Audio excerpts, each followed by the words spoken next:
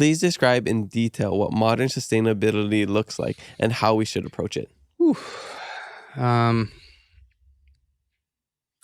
So words like sustainability get thrown around a lot. And it's always worthwhile to sort of define, like, well, what do we mean by that? So some people, when they say sustainability, mean, I think humans are a cancer, and if all humans died, we'd be better off because the earth would regrow and all of that. And that's sustainability for them. Other people, when they say sustainability, mean, recycling this can, and that's sustainability. So it's a word that doesn't really mean anything. I think in an ideal world, what people are pointing to is the idea that entropy, right? Like things progress toward chaos and disorder over time, and you would want to ideally avoid that, I think.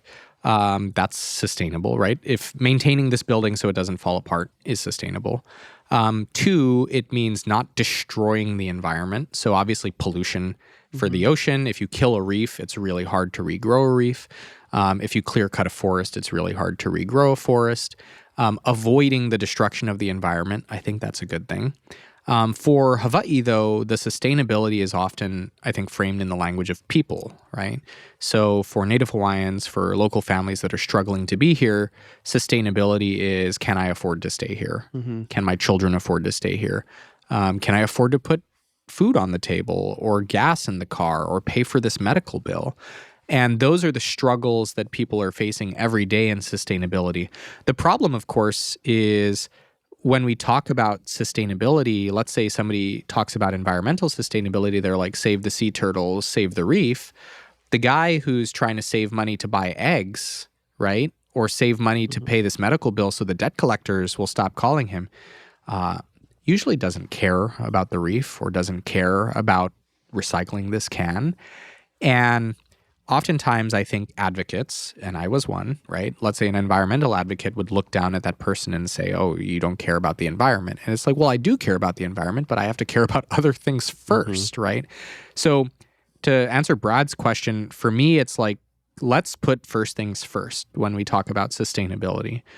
So one, I don't think we mean when we say sustainability, we have wind turbines and solar farms and geothermal energy, and the only people around who enjoy that are Mark Zuckerberg and Oprah and Jeff Bezos. That's not what we mean when we say sustainability, right? But that would be 100% renewable energy sustainability. I don't think we mean we're going to restore the lo'i and grow kalo and grow sweet potato and grow breadfruit, but the only people who will be able to eat that are Chinese billionaires who live in Kaka'ako and go to Merriman's and get farm to table, right? I don't think we mean sustainability when we say that.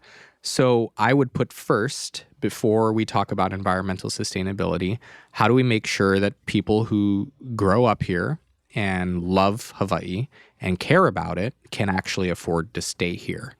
And that's a huge thing, right? Housing was part of it. I spent 4 years sort of beating on that drum, but it's also giving people real opportunities in terms of jobs and earning and entrepreneurship. It's also making sure that there are communities that they want to be a part of. Because, look, my wife wanted to move to Oahu because she was tired of living on Maui. We went to Tokyo as a family. We went to Japan. We took all the kids. My mom went with us. My mom just retired. We went there for 2 weeks. And at the end of the 2 weeks, my wife turns to me and says, I really love being in a city. She's like, I haven't gotten in a car in 2 weeks. If I need to get something, I just walk to the grocery store. It's super convenient with the baby. We just walk to a park. On Maui, that's literally impossible where we lived, right? Like, it's a 15-minute drive to the park. And if you wanted to walk, the nearest thing you can walk is along the side of an unprotected highway 30 minutes just to get to a coffee shop, the Jaws Country Store, right? People do want that.